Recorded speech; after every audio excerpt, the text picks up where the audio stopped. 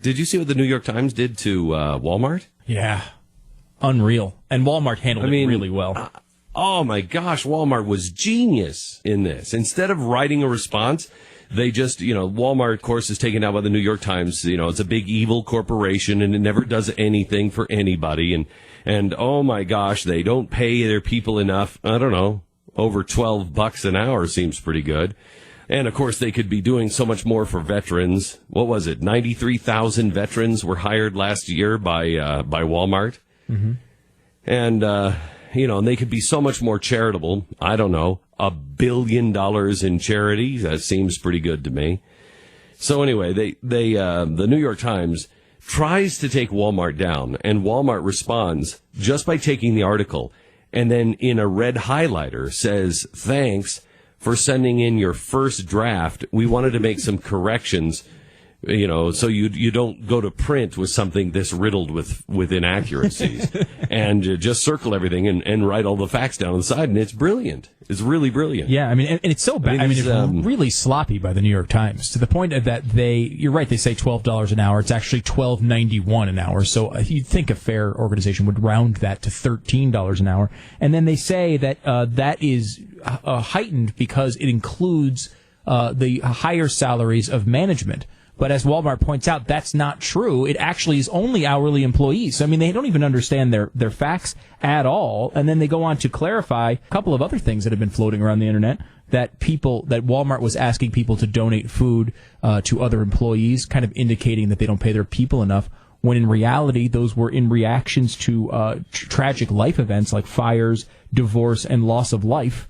And then in addition, they have a measure from Democrats saying that the average Walmart costs taxpayers money when they are the nation's largest taxpayer, and PolitiFact marked the claim mostly false. Now, PolitiFact is no friend of Walmart in the right, but they even said this is a giant lie. It's really incredible to me. I don't know if you saw the article about what the left is about to do. I think it was on Breitbart. But the left is about to unleash not just the labor organizations. They're now starting to say the labor organizations, the unions, if you will, are not powerful enough. And so now they're actually taking tips from the Tea Party, and they are starting new grassroots organizations that are going to go in and try to discredit businesses if you haven't done the right thing, if you haven't if they don't believe that you've paid enough in taxes, if you're not hiring the right people, if you don't have the right thing, they're going to start coming after you. And I don't even understand this, America. I really don't. Since when did business become bad? Look, I understand there's really bad businesses out there, and I get it. GE is one of them.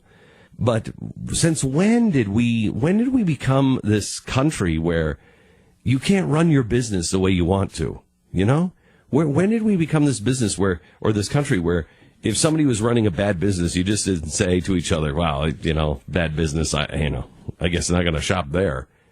Since when did we have to lie about businesses because we hate business so much? We're trying to create jobs, and yet we hate business? How does that work for anybody? It's especially true of Walmart. And the hatred of Walmart is it's irrational. But I think it has to do with the fact that it's the richest family in the world.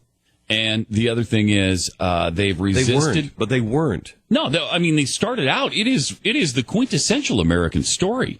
But they've also resisted unionizing. And that just drives the left out of their mind. Mm-hmm. They can't stand the fact that the largest employer in the world is not a union shop. And if it were, it wouldn't be Walmart anymore. You wouldn't have the prices that the poor pay at Walmart. So where do they go when Walmart has to raise the prices? Well, I wouldn't. Let's not make the Walmart into the place of the poor. I was in a Walmart last week. Yeah, as was I.